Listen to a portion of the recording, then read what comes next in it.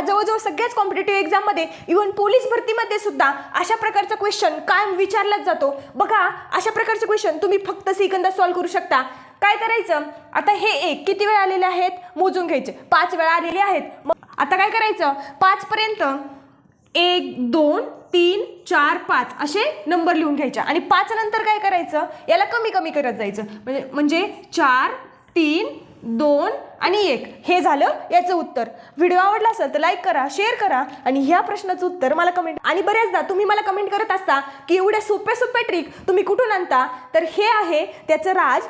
बघा हे आहे अग्रवाल एक्झाम कार्डचं बुक आणि यामध्ये भारतातल्या सगळ्याच बुकपेक्षा खूप सोप्या ट्रिक यामध्ये गणिताच्या दिलेल्या आहेत।